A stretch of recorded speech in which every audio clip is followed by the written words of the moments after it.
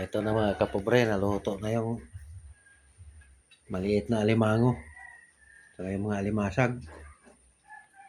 Kain na. Nakaulam pa rin ako kahit kaunti lang. Nung may tanghali, maghanap na naman ng ulam. Dito, sigurado ubos dito ngayon. Pero kung hindi ako pagod mamayang gabi, mahuli naman ako ng hipon, pasayan. Meron ako panghuli ng pasayan. Ayan o. Ayan o. Tawag sa amin yan sudsud. Binili ko yan. Matagal na yan. Titingnan ko lang yan kung walang butas. Baka binutasan ng mga mabait.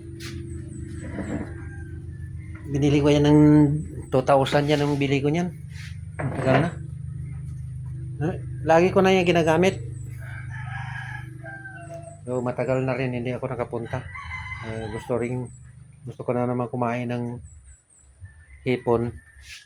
Mamaya pag hindi ako pagod mamaya, pupunta ako mamaya. Manghuli ako ng hipon. So, kain muna tayo mga kapobre. Ito muna kainin kasi ito pang mayroon.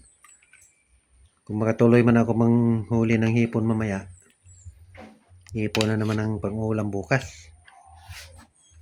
Mamayang gabi kasi ako pupunta kasi walang hipon pag-araw. Bihira lang yung hipon sa araw.